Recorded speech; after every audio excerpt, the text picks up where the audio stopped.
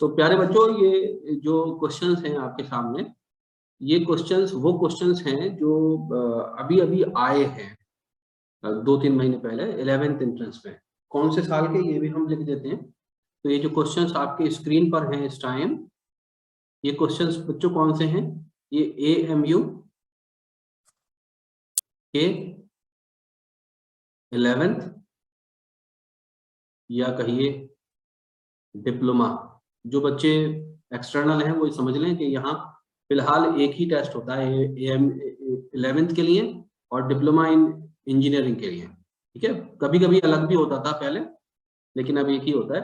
तो 11th और diploma in engineering entrance test जो होता है, ठीक है। तो ये जो आपकी स्क्रीन पे इस टाइम आज क्वेश्चंस हैं वो 2021 और 22, यानी बिल्कुल जो करंट सेशन है अभी, जो 3-4 महीने पहले हुए हैं सितंबर में, उसके कुछ क्वेश्चंस हैं। मैं तीनों क्वेश्चंस दिखा देता हूँ। ये तीनों क्वेश्चंस हैं। तो ये वो क्वेश्चंस हैं, मेरी शुरू से आदत है, मैं जब भी क्वेश्चंस कराता हूँ तो टॉपिक वाइज या चैप्टर वाइज में लेना पसंद करता हूँ। ये नहीं करता कि सारे क्वेश्चंस एक साथ करा दिए कभी भी। तो सारे क्वेश्चंस एक साथ कराने की अपनी एडवांटेजेस हैं और चैप्टर वाइज और टॉपिक वाइज कराने की अपनी एडवांटेजेस हैं। दोनों की अपनी एडवांटेजेस हैं, डिसएडवांटेज किसी की भी नहीं है। ठीक है, तो मैं तो यही करता हूँ कि पहले टॉपिक ठीक से समझा दिया, फिर उससे रिलेटेड क्वेश्चंस कराए। ठीक है, ये नहीं कि सारे क्वेश्चंस कराकर एक वीडियो बनाकर डाल दिया सिर्फ व्यूज हासिल करने के लिए। वो मेरा मकसद नहीं है। वो मैं जो चाहता हूँ, सॉरी, टेस्ट की स्पेलिंग मिस्टेक बहुत सारी करता हूँ, तो ये थोड़ी सी खराबी है। ये टेस्ट होगा, ठीक है। तो और ये 21-22 है, 21-21 लग जाएगा मैंने, सॉरी। तो ये जो करंट पेपर है उसके जो 3 क्वेश्चन हैं, जो मैं अब तक इतने दिन से आपको पढ़ा रहा था, उसके उसी से रिलेटेड क्वेश्चंस हैं सिर्फ। बाकी जो क्वेश्चंस हैं वो मैं बाद में कराऊंगा। जैसे जैसे मैं पढ़ाता जाऊंगा वैसे वैसे कराता जाऊंगा। रिफ्रैक्शन के साथ रिफ्रैक्शन के कराऊंगा, लाइट के साथ लाइट के, और आपके पावर और एनर्जी के साथ पावर और एनर्जी के कराऊंगा। ठीक है, तो let us begin with these questions. And जिस भी क्वेश्चन पेपर का ये स्क्रीनशॉट है, उसमें ये क्वेश्चन कौन सा है? 59 है। ठीक है, क्वेश्चन क्या रहे हैं? Wire A is of length 40 centimetre. कोई वायर है, वो उसकी लेंथ कितनी दे रखी है? 40 सेंटीमीटर दे रखी है, एंड रेडियस 2 मिलीमीटर। उसका रेडियस भी दे रखा है 2 millimetre. Wire B is of length 25 centimetre and radius 3 millimetre. कोई दूसरा वायर है, उसकी लेंथ 25 मीटर है, 25 सेंटीमीटर है, and radius is 3 metre.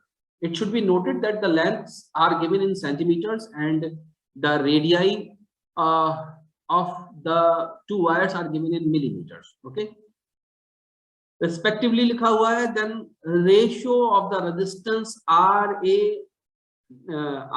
by RB will be। तो ये रेशियो हमें निकालना है। यहां पर रेजिस्टिविटी की कोई बात नहीं करी, मटेरियल की कोई बात नहीं करी। तो यानी एक अजम्पशन शुरू से ही जो एग्जामिनर है वो लेके चले हैं, वो क्या लेके चले हैं कि दोनों ही वायर, चाहे वो ए हो चाहे वो बी हो, ये दोनों के दोनों किसके हैं? Same material. किसके हैं? यस सर, सेम रेजिस्टिविटी है ना। ये अजम्पशन वो लेकर चले हैं कि सेम मटेरियल के हैं। तो इसका मतलब rho A is equal to rho B is equal to rho C. ये है बेटा, ये जितना कुछ हम लिख रहे हैं ये तो सिर्फ समझाने के लिए लिख रहे हैं। इसको वहां पर नहीं लिखना है इम्तिहान के अंदर। ये तो आपको समझाने के लिए कि आपके क्वेश्चन समझ में आए, इसलिए लिख रहे हैं। वहां तो बहुत ही क्विक काम करना है, बहुत ही क्विकली इसको क्वेश्चन को अटेम्प्ट करना है। वो किस तरीके से करना है वो भी आपके समझ में आ जाएगा। पहले तो आप इस बात को समझिए पूरे तरीके से। Now let me choose black pen. तो 2 वायर हैं, समझ लिए इस बात को कि रेजिस्टेंस होता किसके बराबर है? In terms of radius, in terms of length and resistivity, it is equal to rho L upon A. But here radii are given, so we will write the resistance in terms of radii rho l upon pi by, sorry, pi को ही रखिए यहाँ पर, pi by मत करिए, pi and r square, pi and r square. So from this formula what we infer or what we concluded that the resistance is directly, if this resistivity is fixed, then resistance is directly proportional to length and inversely proportional to the square of the radius. Okay, बात समझ में आ गई? तो दो हमारे conductor थे, एक conductor ये था, ठीक है, इसका जो रेडियस था, suppose it was a wire, okay, इसकी जो लेंथ थी यहां से लेकर यहां तक, इसको हम एल ए कह देते हैं and let it B 40 centimetre, और इसका जो रेडियस था वो कितना था, 2 मिलीमीटर था, ठीक है। दूसरा जो कंडक्टर था वो हमारा कैसे था, उसकी लेंथ उसको एल बी कह देते हैं एंड इट वाज 25 सेंटीमीटर, ठीक है, ये उसकी लेंथ थी, और जो इसका रेडियस था यहाँ पर आर ए लिख देते हैं, यहाँ पर लिख देते हैं R B, and it was equal to 3 millimetre. Now you say, हम इस चक्कर में पढ़ सकते हैं वहां पर इम्तिहान के अंदर कि ये सेंटीमीटर में है तो इसको भी मीटर में कर लें, इसको भी मीटर में कर लें, या सबको मिलीमीटर में कर लें, या सबको हम सेंटीमीटर में कर लें, इस चक्कर में हम पढ़ सकते हैं वहां पर। लेकिन अगर हमने बहुत सारे क्वेश्चंस कर रखे होंगे इसके, तो हमें बात समझ में आ जाएगी कि अगर दोनों के रेडियाई का यूनिट सेम है, दोनों के लेंथ का यूनिट सेम है, तो हमें यूनिट बदलने की जरूरत नहीं है। Yes, sir. बात समझ में, हमको यूनिट बदलने की जरूरत नहीं है बेटा। बीच में जब कोई मैं पूछूं तब बोलिएगा, या जब कोई कंफ्यूजन हो तब बोलिएगा, अभी मुझे एक रिदम में समझाने दीजिए। तो ये नीचे लिख के जो मैं बता रहा हूं इसको समझ लीजिए, R A is equal to R A, एक minute, let me mute everybody.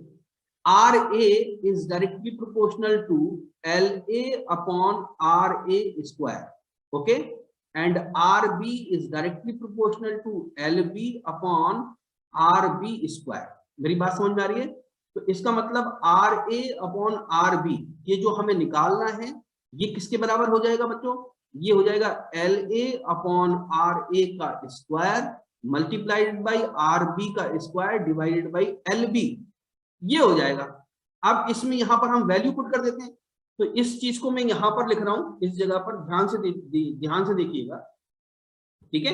हमको क्या निकालना है, R A upon R B निकालना है। एल ए कितना दे रखा है, अब ये डायरेक्ट हमें जो वहां पर काम करना है वो ये करना है जो अभी लिख रहा हूं मैं। आर ए कितना दे रखा है, 40 दे रखा है, यूनिट लिखने की जरूरत नहीं है। और आर ए कितना दे रखा है, आर ए दे रखा है हमें 2 दे रखा है, यूनिट लिखने की जरूरत नहीं है, 2 का स्क्वायर हो जाएगा। मल्टीप्लाई किससे करना है, ऊपर क्या हो जाएगा, आर बी का स्क्वायर, ये जो लिखा हुआ है आर बी कितना है 3 का स्क्वायर डिवाइडेड बाई इसकी लेंथ कितनी है 25, ये नीचे हो जाएगा। तो conversion of unit is not necessary in this problem, ये प्रॉब्लम बहुत आसानी से हो जाएगी। ये कितना हो जा रहा है, नीचे 2 स्क्वायर कितना हो जा रहा है, ये 4 हो जा रहा है, तो ये इसको 10 कर देगा, ये 10 फौरन से यहाँ पर 2 हो गए, इसको 5 कर देगा, ये कितना हो जाएगा 9 हो जाएगा, 9 and 2 is 18/5 and it is given over here that then D is the correct answer। कितनी देर में आएगा, ये कितनी देर में आना चाहिए? जिस बच्चे को क्वालिफाई करना है पीसीएम पीसीबी डिप्लोमा इंजीनियरिंग, अपनी मर्जी की ब्रांच लेनी है ना, उसको 40 सेकंड के अंदर करना है इस सवाल को। जितनी देर मैंने बोला हूं ना उतनी देर को समझाने के लिए बोला हूं। ये सारी चीज तो आपको पहले से सीख के जानी है कि हमें यूनिट कन्वर्ट करनी है, यहाँ पे नहीं करनी, यहाँ पर रेजिस्टिविटी का क्या होना है, वो तो पढ़ते ही आ जाना चाहिए। ये कब आएगा, ऐसे ही नहीं आ जाएगा, कोई तावीज करने से नहीं आ जाएगा ये, या खाली दुआओं से नहीं आ जाएगा ये, इसके लिए प्रैक्टिस करनी पड़ेगी आपको काफी सवालों की, ठीक है। मैं भी दूंगा आपको भी, जहां से मिलते हैं, जो किताब आपको मिलती है, मेरी भी किताब है वो भी आप मुझसे ले सकते हैं। मैं ये अनाउंसमेंट करना चाहता था आपसे कि मेरे पास किताबें रखी है 400-500 करीब इलेक्ट्रिक उसकी क्या नाम है एंट्रेंस की, और जिसको चाहिए वो आकर ले जाए बिल्कुल फ्री ऑफ कॉस्ट।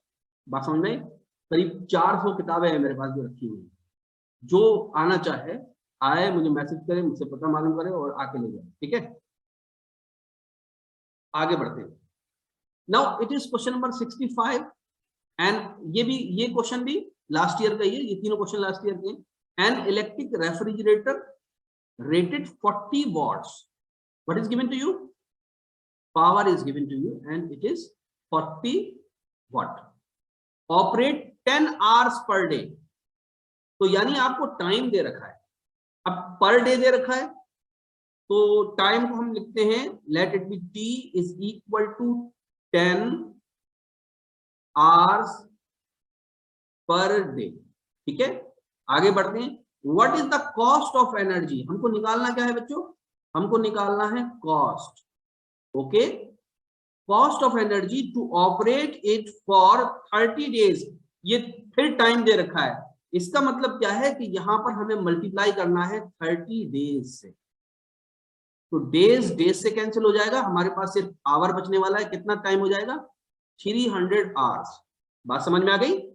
300 आवर्स हमारे पास हो गया at the rate of ₹3 per unit. तो ये क्या दे रखा है? Rate of energy. हर किसी चीज का रेट होता है। जैसे हम कपड़ा खरीदने जाते हैं बाजार में, तो भाई ये 400 रुपए मीटर है या 150 रुपए मीटर है या 50 रुपए मीटर है। फिर जितनी आपको लेंथ चाहिए होती है कपड़े की, या जितना एरिया चाहिए होता है, या जो भी उसका वो पर्टिकुलर रेट के हिसाब से रखता है डिनोमिनेटर के अंदर, तो उस रेट से आप मल्टीप्लाई कर देते हैं अपनी रेट को, अपने एरिया को। बात समझ में? तो कॉस्ट निकालने के लिए रेट का दखल होता है। तो रेट हमको कितना दे रखा है? ध्यान से समझिएगा, ₹3 पर यूनिट। इसको मैंने बहुत डिटेल में समझा रखा है कि ये किस तरीके से निकालते हैं। तो वो वीडियो भी अपलोडेड है, मैं अभी आपको भेज दूंगा, मैंने भेज भी चुका हूँ शायद। तो इसका मतलब क्या होता है, इसको जरा हम रिप्रोड्यूस करके दोबारा ब्लैक पेन से लिखते हैं। इसका मतलब होता है ₹3 पर यूनिट। ये यूनिट कौन सी यूनिट है? ये जो यूनिट है ये कमर्शियल यूनिट है। क्या यूनिट है ये? Commercial unit of energy. Commercial unit of energy या स्पेसिफिकली इलेक्ट्रिकल एनर्जी। तो ये यूनिट किसके बराबर होती है? ये बेसिकली होती है किलो वॉट आर। बात समझ में आ रही है? किलो का मतलब क्या होता है बच्चों? किलो का मतलब होता है 1000। वॉट पावर की यूनिट हो गई। आवर जो है बेसिकली क्या होता है? 60 × 60 सेकेंड्स। एक घंटे में 60 मिनट होते हैं, एक मिनट में 60 सेकंड होते हैं। तो 60 × 60 करते हैं, एक घंटा किसके बराबर हो जाएगा? 1 आवर किसके बराबर आ जाएगा? 1 आवर बराबर आ जाएगा 3600 सेकंड्स। आई होप सबको नजर आ रहा है। ज्यादा नीचे लिख रहा हूं तो ऐसा तो नहीं है बाहर हो जा रहा है? ठीक है, तो आप ध्यान से देखिए, ये जो किलो है ये मीनिंगलेस है। ये वॉट जो है ये बेसिकली क्या चीज है? ये पावर है। ये क्या चीज है? पावर है। और ये आर जो है ये बेसिकली क्या चीज है? ये बेसिकली टाइम है। तो पावर इंटू टाइम किसके बराबर हो जाता है बच्चों? पावर इंटू टाइम एनर्जी के बराबर हो जाता है। तो आपसे जो बिजली वाले पैसे लेते हैं, जो मीटर लगा हुआ होता है घर में, वो बेसिकली एनर्जी कंजम्पशन के लेते हैं, पावर के नहीं लेते हैं। यानी कितनी पावर आप कितने घंटे यूज करते हैं। बात समझ में आई? तो ये जो लिखा है ना ₹3 पर यूनिट, तो ये है ₹3 पर किलो वॉट आर। बात समझ में आई? ₹3 पर किलो वाट आर। तो इसका मतलब आपको नीचे क्या रखनी है? एनर्जी रखनी है। तो आपको रेट समझ में आ गया होगा आई होप कि रेट क्या होता है। यानी 3 रुपए लेंगे जब आप 1 यूनिट एनर्जी कंज्यूम कर लेंगे। यानी 1 किलोवाट आर एनर्जी जब आप कंज्यूम कर लेंगे, तो आपके मीटर पे देखिएगा, वहां पर किलोवाट आर जो नए मीटर लगे हुए हैं इस टाइम, अगर उनको ध्यान से देखेंगे, मैं भूल गया वरना अपने मीटर का वो लेकर आता, मैं एक फोटो लेकर आता तो वो दिखाता तो आपके ज्यादा समझ में आता। तो उसमें क्या होता है कि किलोवाट आपको बिलिंग करता रहता है। जो डिजिटल मीटर होते हैं वो ये भी बताते रहते हैं कि आपका कितना लोड कनेक्टेड है आपके लोड का, आपके घर का। तो वो किसी वक्त उसका वीडियो बना लेंगे, हम उसको दिखा देंगे आपको और समझ में आएगा, क्योंकि इस तरह का क्वेश्चन अक्सर आता है। पिछले साल आया, इस साल भी आ सकता है। ठीक है, तो किलोवाट आवर का मतलब 1 यूनिट कमर्शियल यूनिट। तो वो पूरा किलोवाट आवर कहने से बचते हैं, तो इसलिए वो खाली एक टर्म निकाल ली पर यूनिट। तो यूनिट का मतलब 1 किलोवाट आवर एनर्जी या 1 kilowatt hour energy, electrical energy. अब निकालनी है हमको कॉस्ट। तो बच्चों कॉस्ट कैसे निकालेंगे, यहां पर समझिए इस वाली बात को। ब्लू पेन का इस्तेमाल कर रहा हूं ताकि आपको थोड़ा सा डिस्टिंग्विश हो जाए। कॉस्ट निकालते हैं, कॉस्ट इज इक्वल टू होती है rate into energy. Rate into energy consume. जो भी आपने पूरे 30 दिन में या जितने भी दिन में आपने एनर्जी कंज्यूम करी है, वो एनर्जी ध्यान से समझ लीजिएगा। कॉस्ट निकालनी है तो रेट हो जाएगा 3 अपॉन, ये यहां पर रुपीज भी लगेगा, 3 upon kilowatt hour multiplied by energy. कैसे निकालते हैं बच्चों? ध्यान से देखिए, ऊपर समझा रहा हूं। Let me choose green pen. Energy कैसे निकालते हैं? एनर्जी किसके बराबर होती है? कोई सी भी एनर्जी, मैकेनिकल एनर्जी हो, इलेक्ट्रिकल एनर्जी हो, ग्रेविटेशनल एनर्जी हो, सारी एनर्जी का एक यूनिवर्सल फॉर्मूला जो है वो क्या है? Power into time. ठीक है, क्या ये आपको गिवन है पावर इस न्यूमेरिकल के अंदर? Yes, it is given to you. Power कितनी है बच्चों? ये 400 वॉट्स है। क्या टाइम गिवन है? यस, ये भी गिवन है, जो कि आपने अभी निकाला 300 आवर्स। तो यहां पर मैं रखता चला जा रहा हूं हर चीज, इसको मैं उसी ब्लू पेन से लिखूं ताकि डिस्टिंग्विश ना हो। ₹3 पर किलोवाट आवर, तो यहां पर मैं लिखूंगा आप पावर, और उसके बाद लिखूंगा बच्चों में टाइम। ठीक है, तो ये है आपका ₹3 अपॉन, ये इस तरह से लिखना नहीं है, वहां यहाँ समझाने के लिए लिख रहा हूं मैं ताकि आपके समझ में आ जाएगा। ₹3 पर किलोवाट आवर। बच्चों पावर कितनी है? पावर ये गिवन है 400 वाट। न्यूमेरिकल वहां पर करते वक्त ये पावर और लिखने की जरूरत नहीं है। तो 400 वाट, और टाइम कितना दे रखा है? ये 300 आवर्स। कितना दे रखा है? 300 आवर्स दे रखा है। अब ध्यान से देखिए कहानी क्या है। ये आवर इस आवर से कट जाएगा, ये वॉट इस वॉट से कट जाएगा। किलो की जगह किलो को काट के नीचे 1000 लिख लेंगे। किलो का मतलब 1000 ही तो होता है। ठीक है, अब देखिए कहानी, अब यानी आंसर आएगा रुपीज में, तो कॉस्ट रुपीज में ही तो आती है। ठीक है, आप रुपीज लिख लीजिए। अब ये 1000 के 3 जीरोज हैं, इन 3 जीरो को इससे उड़ा दीजिए। 3 और 3 9 हो गए, 9 into 4 is 36, तो 36 और 1 जीरो, ये रुपीज हो गया। यही आंसर बेटा, जैसे मैंने ये समझाया ना, अब इससे अगर अभी किसी के समझ में नहीं आया तो उसका फिर अल्लाह मालिक है, उसको चाहे वो चाहिए कि वो दुआएं वगैरह करवाए। ठीक है, आई होप सबके समझ में आ गया होगा, हर चीज हर बारीकी इसकी समझ में आ गई होगी, हर यूनिट समझ में आ गई होगी। कोई चीज मैंने इसकी बच्चों ऐसी छोड़ी नहीं है कि जो है आपके समझ में नहीं आई होगी। ठीक है, अगर इसको और इसकी डिटेल जाननी है और क्वेश्चन जानिए तो मैंने सारे क्वेश्चन जो इससे रिलेटेड आए हैं अब तक वो चैनल पर अपलोड कर रखे हैं, वहां पर जाकर आप देख लीजिएगा। ठीक है, समझ में आ गया सबके? अच्छा, हाँ ना इसलिए नहीं बोल सकते क्योंकि मैंने यहाँ से तुम लोगों को बंद करा था। अब बोलो, समझ में आ गया? Yes, Yes, sir. sir. Yes, sir. चलो Yes, sir. फिर म्यूट कर दे रहा हूं मैं, आगे बढ़ते हैं। ये क्वेश्चन 67, मुझे उम्मीद नहीं थी कि 3 क्वेश्चन आ जाएंगे इस चैप्टर से, तो एटलीस्ट एक तो जरूर आता है, कभी कभी 3 भी आ जाते हैं किसी एक चैप्टर से। तो उसी एक चैप्टर से आए घूम करके 3। और पिछले साल भी मैंने बहुत सारे सवाल करवाए थे बच्चों को, जो करके गए थे वो अल्हम्दुलिल्लाह कर आए हैं, और वो उनका मतलब ये है कि बहुत अच्छा रिजल्ट है। ठीक है, क्या कह रहे हैं? 3 resistors each of 8 ohm, 8 ohm के 3 रजिस्टर्स हैं, are connected to a triangle, एक ट्राइंगल में कनेक्टेड है। तो कर देते हैं इनको ट्राइंगल में। तो 3 रजिस्टर्स हैं जो कि एक ट्राइंगल में कनेक्टेड है, यानी कि इस तरीके से कनेक्टेड है। बच्चों ये 10th के लेवल पर ट्राइंगल कहते हैं, अदरवाइज इस तरह के कनेक्शन को डेल्टा कनेक्शन कहते हैं। इसका नाम होता है डेल्टा। ठीक है, 10th में वो ये कहते रहते हैं कि ये ट्राइंगल है, तो ट्राइंगल इस तरह से बन गया। और हर एक की वैल्यू बच्चों कितनी है? 8 है। हम यूनिट में लिख रहे हैं, घिच-पिच हो जाएंगे। The resistance between any 2 terminals will be, any 2, कोई से भी 2 टर्मिनल। याद रखिए कायदे में ये टर्मिनल वर्ड यूज नहीं होना चाहिए। टर्मिनल कौन सा होता है पता है? ये टर्मिनल, यही एक्चुअली में गलती कर देते हैं। अगर कोई रजिस्टर है और ये कोई कनेक्शन उसका खुला हुआ है तो इसको बोलते हैं टर्मिनल,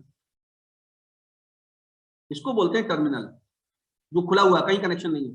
इसको बोलना चाहिए नोड, इसका सही नाम है नोड। ये बहुत ही ऐसी मिस्टेक है जिसको पता नहीं क्यों ये सुधारते नहीं।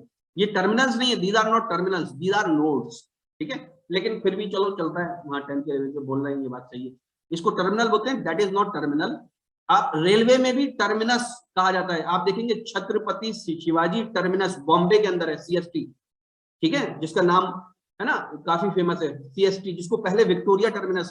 तो रेल जहां पे जाके रुक जाती है उसको बोलते हैं टर्मिनस, है ना, रेल के लिए। तो टर्मिनल का मतलब होता है वहां के बाद कुछ नहीं है। हालांकि यहाँ पर तो है ना, ये बेसिकली यहाँ पर कनेक्शन है, तो इसको टर्मिनल नहीं बोलना चाहिए, इसको नोड बोलना चाहिए। एनीवे, जब इन्होंने बोल दिया तो अब कोई बात नहीं, हमें समझ में तो आ ही गया ये किस चीज के बारे में बात कर रहे हैं। तो कह क्या रहे हैं ये, वो बात कर लेते हैं हम। यू कह रहे हैं रेजिस्टेंस बिटवीन एनी 2 टर्मिनल, तो कोई से भी 2 टर्मिनल सेलेक्ट कर लीजिए। फॉर एग्जांपल ये कर लीजिए, इसको ए बोल दिए, इसको बी बोल दीजिए। अगर आपने इसको ए बोला, इसको बी बोला, तो ये दोनों टर्मिनल, ये दोनों रेजिस्टेंस कैसे हो गए? ये दोनों सीरीज में हो गए, तो फट से इनको 16 लिखिए। और ये वाला 8 जो है इनके पैरेलल में हो गया, तो ये 16 हो गया। ये 8 क्या हो गया? पैरेलल में हो गया। और ए कहां पर आ गया? ए यहीं पर रह गया और बी यहीं पर रह गया। ये वाला जो टर्मिनल, ये वाला जो आपके नोड थी या ये जिसको टर्मिनल कहते हैं, ये वाला कहाँ चला गया? ये बेसिकली यहाँ 16 के बीच में एब्जॉर्ब हो गया। क्या हो गया? एब्जॉर्ब। उसका कुछ काम भी नहीं था, तो वो एब्जॉर्ब हो जाए, गायब हो जाए, भाग जाए, उससे हमें कोई फर्क भी नहीं पड़ता है। तो अब बहुत सिंपल हो गया ये तो। बिल्कुल आंसर कैसे निकलेगा? आंसर तो निकलेगा प्रोडक्ट अपॉन सम, यानी 16 into 8 डिवाइडेड बाई 16 plus 8। बात समझ में आई? ठीक है, तो 16 into 8, अभी ऊपर मल्टीप्लाई करने की जरूरत नहीं है, ये यही चालाकियां हैं जो सीखनी चाहिए हम लोगों को, इससे टाइम कम लगता है। ऊपर मल्टीप्लाई करके बाद में डिवाइड करे कोई, उससे अच्छा है कि यहाँ पर क्या करे, 8 दूनी 16, 8 एकम 8, तो 8 बाहर निकाल ले और 2 + 1, ठीक है, तो ये 8 कैंसिल हो जाएगा, 8 क्या हो जाएगा? कैंसिल हो जाएगा, और आंसर आ जाएगा 16/3। और ये ओम्स में आएगा। ओम्स में क्यों आएगा? क्योंकि देखो ये जो 16 है, ये जो 16 है ये भी ओम्स में है, ये 8 है ये भी ओम्स में है, और ये दोनों मिला के भी ओम्स में है। तो ऊपर तो ओम्स का स्क्वायर आ रहा है, नीचे ओम आ रहा है, तो ओम स्क्वायर को काट के आंसर किसमें देता है? ओम्स में देता है। तो 16/3 किसके? 16/3 का आंसर है गिवन, हाँ यहाँ पर गिवन है। This is the answer. How many of you got all these answers? मैंने आप लोगों का म्यूट खोल दिया। अब बोलिए, किसी बच्चे को कुछ पूछना है, कुछ बताना है? मेरे ख्याल से अभी इसकी अपलोड वो बंद कर देते हैं, रिकॉर्डिंग बंद कर देते हैं।